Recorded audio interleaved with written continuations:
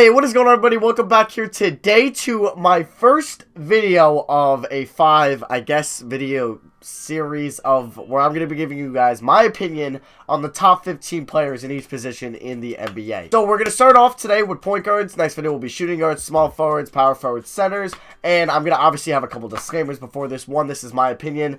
I'm not a general manager. I'm not a scout. I'm not an analyst. I'm sure most, if not all of you guys are as well. So these are our opinions on how we view these players, either by stats or just the eye test. So I know you guys aren't going to agree with me. There's no way after, 15 times 5 is 75, I'm going to be giving 75 players. There'll be a couple more.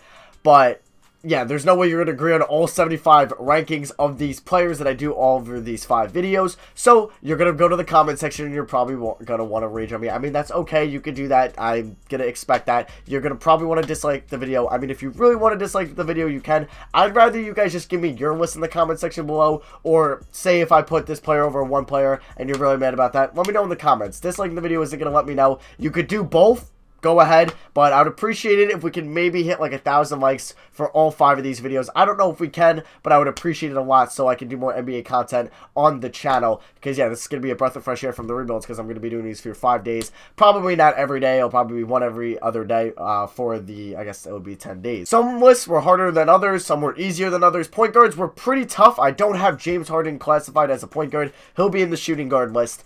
And yeah, so point guards were really hard. Also, another disclaimer. This is not based off this season. No, it is not, because then I would have Derrick Rose above Chris Paul if this was based off this year. But no, it's going to be overall. You're having a team right now who is a better player. Healthy. Everyone's fully healthy when I talk about these lists. Right now, fully healthy. This season does obviously have a lot of consideration into it, because it's kind of how we're viewing them as either a declining player or just on the rise of a player. But yeah, this is just overall, not just this season. So there's 5 point guards that didn't make this list that I was so torn on not putting at 15 or 14. Those 5 are Goran Dragic, Spencer Dinwiddie, Trae Young, D'Angelo Russell, and Dejounte Murray. Those 5 will not be making this list, but just know that I had consideration for them. I really wanted to put them on this list, but I can only choose 15 point guards, so it was tough to leave them out. Coming in at 15 is Eric Bledsoe. Eric Bledsoe is actually having a really good year this year compared to his year last year. He's in a contract year for the Milwaukee Bucks. He's making about, I believe, $15 million. He's been playing really well.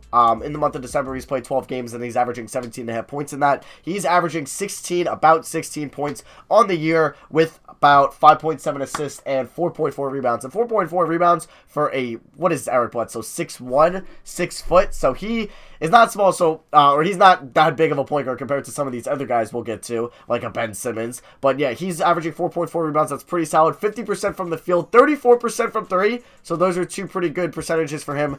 He's taking about 4.5 threes a game, and he's going to come in at number 15 on this list. Coming in at 14 might be, I guess, the fan favorite currently, and that's Derrick Rose. Now, obviously, I wanted to put Derrick Rose higher, but dude, point guards are stacked in the NBA. If you don't have a really good point guard, there's a lot. Like I would say at least a bunch of these teams that I named, there's like 10 that I guess don't have a, not an elite point guard, but a good above average point guard. And yeah, Derrick Rose is coming in at 14. He's coming back this year, which you love to see.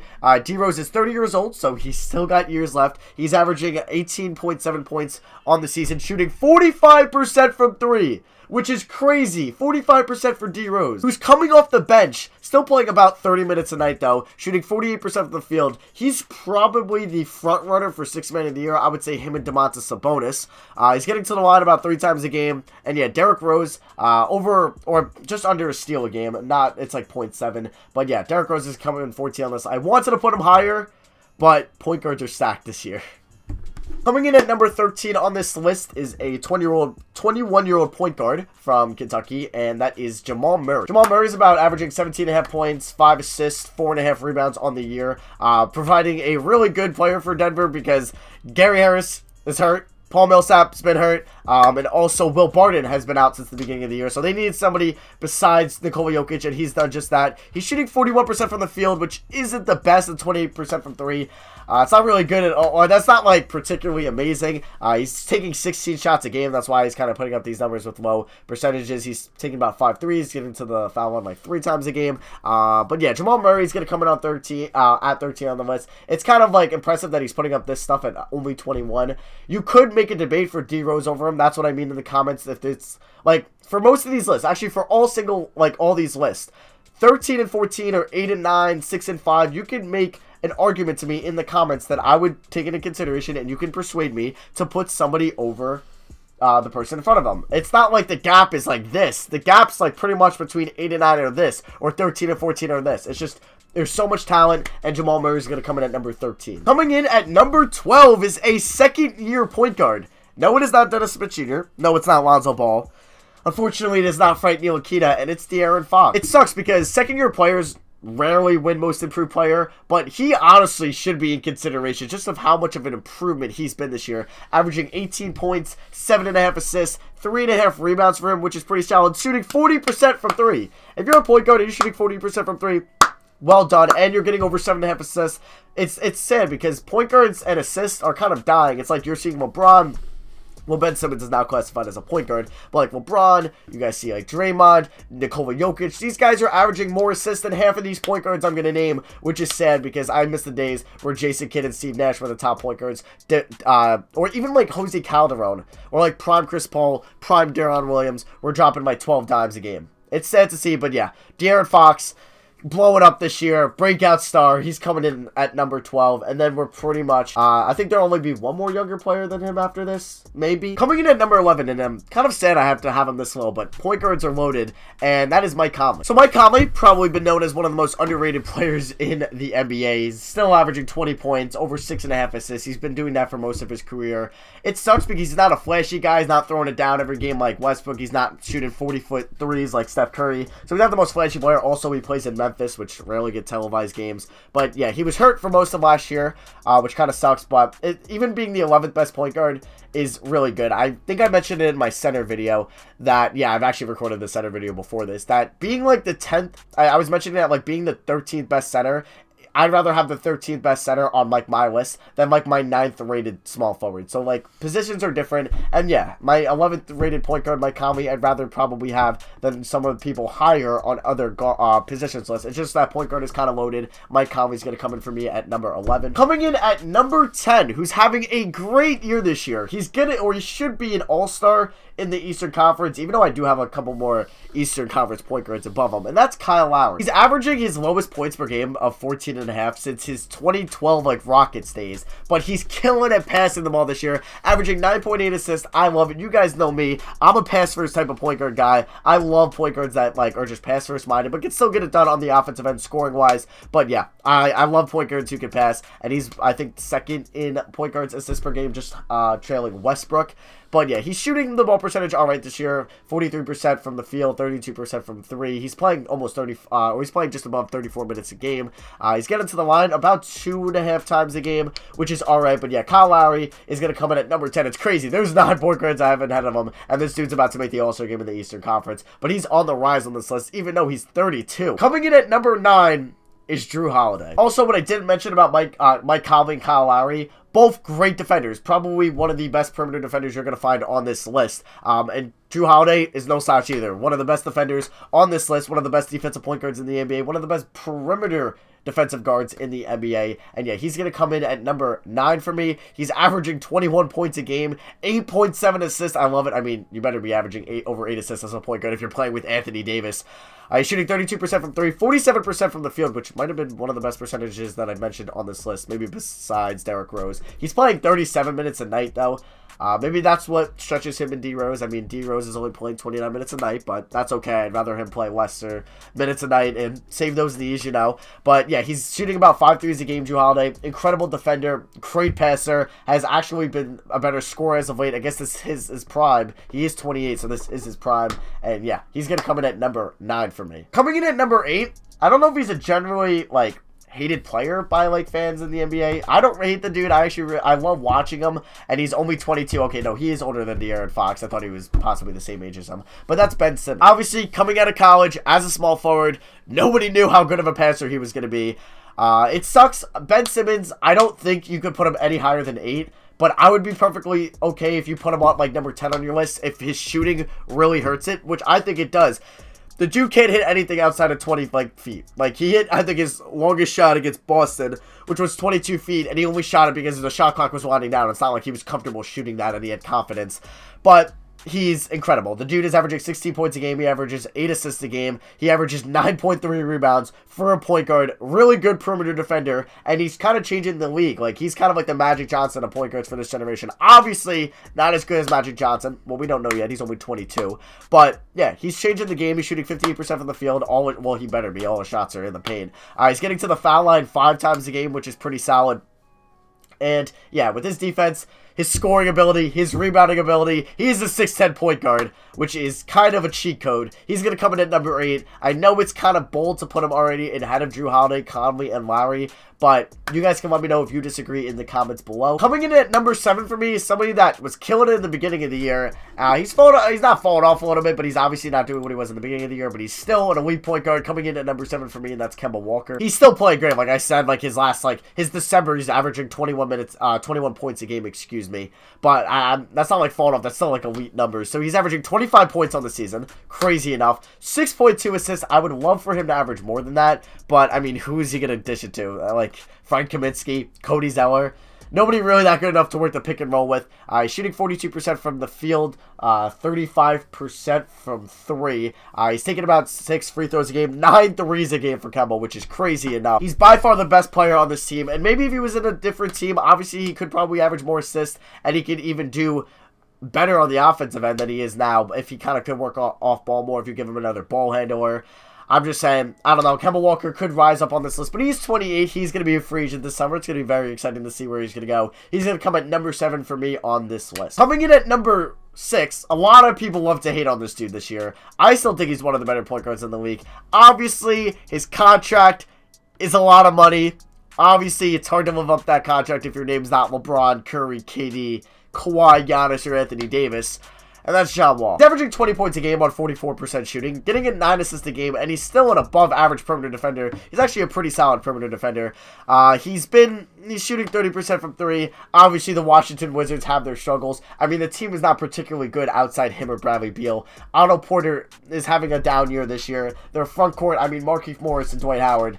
It's not really the front court you kind of want on a championship team. I believe they have 13 wins currently in real life. They're 13 and what would it be? 22. It's not looking good for them. The night I'm recording this, they play Chicago. Hopefully they beat them. How about my Knicks in the draft? It's not their draft position. But yeah, John Wall's going to come at 6. I don't really think you can put Ben Simmons or Kemba Walker over him. I think we have to slow down. If you look at John Wall's previous years, he's been amazing. So you're not going to drop him down to like 8 or 9 in point guard ranks just off a slow first half of whatever this is, year 8 for him, when he's been elite the last 7 years, mainly for the last 7 years, and he's still averaging almost 21 points and 9 assists a game. So John Wall is going to come in at number 6 for me. Coming in at number 5 is, I don't know if he's still my favorite player in the NBA, but he's one of my favorite players in the NBA, and that's Chris Paul. This is probably Chris Paul's worst offensive start in a while this year. He's shooting 41% from the field, 35% from 3, but he's still averaging 8 assists and 15.5 points. He got hurt once again. It's kind of the norm for him. It sucks. He pulled his hamstring or injured his hamstring. I don't know how long he was out for. I think it's 2 to 4 weeks or something like that. It's what got him hurt in Game 6 last year in the Western Conference Finals. I think he's still a top 5 point guard. I have him here at 5. He's on his way down, though, being 33. You could see guys like Kemba Walker, John Wall, Ben Simmons, Holiday pass him, or even De'Aaron Fox in 2 years past him. But yeah, obviously Chris Paul is kind of on the decline, like a lot of these players are on the rise. So he might not stay at 5 for much longer, but right now, currently, I still think he's the 5th best point guard in the NBA, and there's only 4 other guards I would be comfortable taking over him. And it sucks. It sucks that he's on his decline because Chris Paul has been so good for so long, so I'm not going to mark him off or knock him out just yet and write him off just yet. So right now, he's currently at 5, but it's looking on the way down for him. Coming in at number 4, I actually had him below John Wall and Chris Paul going into the season, and that's Damian Lillard. He's averaging 5 rebounds, 6 assists, and 27 points a game. Dude's been killing it for so long, and he's been consistent with it. He's shooting 45% from the field, just under 40% from 3. It's kind of been the same thing with him and McCollum every year in Portland. The dude is 28 years old. He's only been in the league for 6 years, though, because he did come out as a senior for Weber State. Or is he a junior? Don't know off the top of my head, so I don't want to get it wrong. But he was definitely an upperclassman coming out of Weber State, which I believe is in Oregon. No, Washington? Oh, God, I don't want to guess that. But he's from Weber State, I know. And, yeah, he's going to come in at number 4. I think mostly everybody is going to have my top 4 with Lillard at 4. I don't know. Some people might have Kemba Walker at 4, Chris Paul, or John Wall. But I'm going to currently have Damian Lillard at 4. And if you want to make an argument for Paul, Wall, Kemba Walker above him, that's okay. Okay, I believe everybody should have this top 3. Some people might get mad, but at number 3, I have Kyrie Irving. I had him as the 5th point guard going into this year. I had Chris Paul above him, and I had John Wall, I believe, above him going into this year. And yeah, Kyrie Irving, 3rd best point guard in the NBA. He missed most of the last year. That's kind of why he went a little bit down on my list, but he's 26 years old. He's been in the league for 7 years. He's not even probably in his prime yet. And the dude is playing with Jason Tatum, Al Horford, Jaylen Brown, Gordon Hayward, Terry Rozier, Marcus Smart, Marcus Morris, guys who can put up points, and he's still averaging 23 points a game, over 6 assists, over 5 rebounds for a 6'3" Kyrie, which is pretty impressive. He hasn't been terrible as a defender this year. It's not like he was as bad as he is on defense when he got traded to Boston, because he was a liability in Cleveland, and he's actually gotten a little bit better at the perimeter on defense. I didn't want to put him any higher than 3. I don't think I really can. You guys know who are going to probably be the top 2 on my list. Kyrie is going to take that number 3 spot. Coming in at number 2, Russell Westbrook. I mean, how can you not have Russell Westbrook in your top 3? If you're going to put Kyrie over him, sure, that's okay. But I personally think he's better than Kyrie Irving. He's averaging 10.7. He's averaging a triple-double. 10 rebounds, 10 assists. Only averaging 20 points a game. I mean, that's kind of low for Westbrook, but over the past couple years. In his last 10 games, he's only been averaging around 16 points a game, which is interesting to see from Westbrook. He is still very turnover-prone. The dude is averaging 2.7 steals a game, which is wild. That's a lot. He's averaging 4.5 turnovers per game, which is a lot. He's shooting 42% from the field, 24% from 3. He's taking about 5 threes a game. He takes about 18 shots a game. 20 points on 18 shots on average. That's not really the best in the world, but he still just does it all. I think we kind of take Westbrook for granted of how just insane he is. The dude is so explosive. His athleticism, he's probably the most athletic player in the, second most athletic player. Actually, I would say he's more athletic than LeBron currently, given that he's 30. And he's 30 and he's doing this. Actually, him and LeBron and probably like Giannis, top 3 athletic players in the NBA. Dude is insane for a 6'3" point guard. This man is the same height as Kyrie Irving, and he does not feel the same, play the same as Kyrie Irving, height-wise at all. I still think Westbrook can never be the best player on a championship team. Paul George is killing it this year. Steven Adams is killing it this year. Honestly, though, if those 2 players are going to play the elite level they are, as Adams is a top 10 setter, Paul George is probably top 5 in MVP voting right now. He can definitely make it to the final dance, but we'll see. Russell Westbrook comes in at my number 2 point guard, so you could probably guess who's number 1. Obviously, Steph Curry. It sucks. He's only played 24 games this year, so he's missed about 10 games than most other dudes. He's averaging 28.5 points, 5.2 assists, 5 rebounds for Curry, shooting about 11 threes a game, shooting 45% from 3, which is insane, and he's shooting 48% from the field. He takes more threes a game than 2s, which is Steph Curry, basically, in a nutshell. The dude's the best shooter we've ever seen. Best shooter of all time. He changes the game like that. You could be down by 7. The dude could hit back-to-back threes, and you're immediately down by 1, and he could just change the momentum just like that. I think most of you guys have Steph Curry as your number 1, unless you hate the Warriors, then you might put Westbrook or Kyrie there. I know a couple people on Twitter, when I mentioned that I was doing these type of videos, said Kyrie, honestly, should be number 1, but I was like, alright, I don't know about that. But yeah, that wraps out my top 15. We had Eric Bledsoe, Derrick Rose, Jamal Murray, De'Aaron Fox, Mike Conley, Kyle Lowry, Drew Holiday, Ben Simmons, Kemba Walker, John Wall, Chris Paul, Damian Lillard, Kyrie Irving, Russell Westbrook, Steph Curry. That's going to be from my top 15 point guards. I know a lot of you are going to want to disagree. Let me know in the comments, please. I'd rather you do that than dislike the video. Maybe could we hit 1,000 likes for all 5 of these videos? I would love that. If we can get 5,000 total likes on these 5 videos, that would mean a lot to me. You know, it would mean a lot. So yeah, though, that's going to be for me. Thank you all for watching. Hope you guys did enjoy, and I'll see you guys next video. Peace.